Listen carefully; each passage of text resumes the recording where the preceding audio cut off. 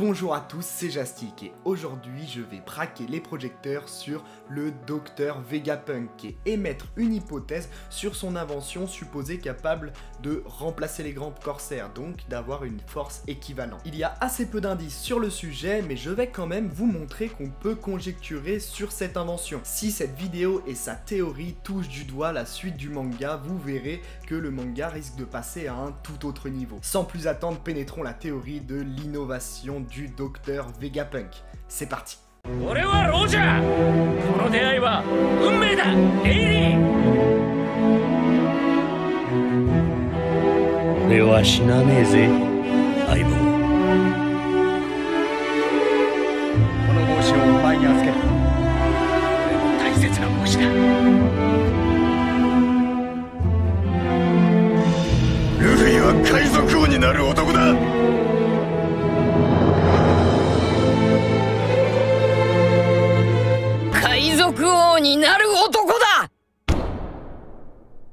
Vegapunk, meilleur scientifique au monde, est présenté comme ayant 500 ans d'avance sur le reste de l'humanité. Un génie parmi les génies qui, jusqu'à preuve du contraire, se retrouve au service de la plus grande organisation mondiale regroupant plus de 170 pays. Personnage mentionné pour la première fois au chapitre 443 lorsque Kobe discute avec Luffy. C'était il y a plus de 15 ans, c'est énorme et malgré ça, il n'a jamais été présenté physiquement dans le manga. Vegapunk naquit à Balgimoa est déjà enfant, assez intelligent, il construisit de ses petites mains là comme ça, tuc tuc tuc tuc, plein de robots mécaniques. Il eut plein d'autres idées et a même conçu un système de chauffage au sol pour une île hivernale tout entière, pour dire le level du gars. Malheureusement, il n'avait pas les fonds nécessaires, mais a quand même réussi à toucher le cœur des gens. Vegapunk était vu comme quelqu'un de plutôt bienveillant. Vegapunk travaille plus tard aux côtés d'autres scientifiques de renom, Shizar, Judge Vinsmoke, Queen, dans un groupe de recherche hors la loi appelé MADS. Des travaux menés sur la génétique, en particulier sur le clonage. Il travaille ensuite pour le gouvernement mondial et devient très vite célèbre pour ses travaux sur le granit marin et les fruits du démon. Vegapunk a également passé 4 ans à Punk Hazard, une île réservée à la recherche scientifique du gouvernement, notamment avec la recherche sur les armes chimiques et la géantification des tests effectués sur des prisonniers. Découverte ou recherche scientifique dans One Piece rime souvent avec Vegapunk, qui ne déroge pas à sa réputation lorsqu'on parle de pacifista, des armes de guerre humaines créées par le scientifique capable de reproduire les attaques d'un amiral, rien que ça.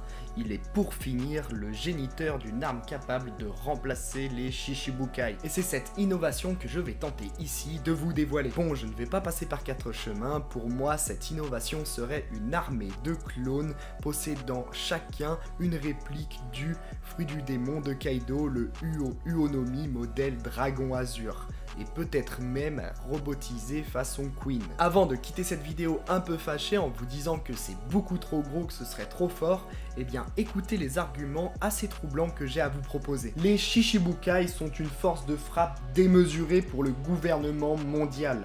Il est donc nécessaire de les remplacer par une puissance plus grande ou au moins équivalente.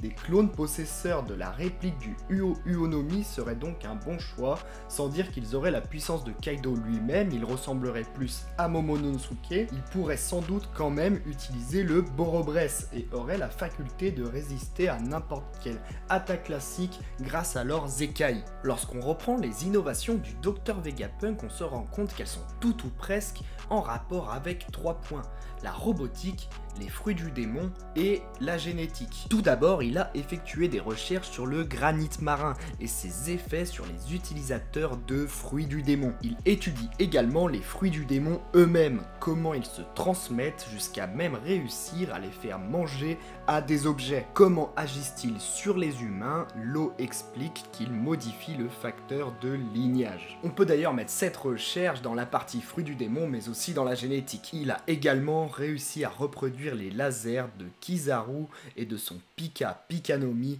qu'il a implanté dans les pacifistas. N'oublions pas qu'il a déjà réussi à reproduire le fruit du démon de Kaido.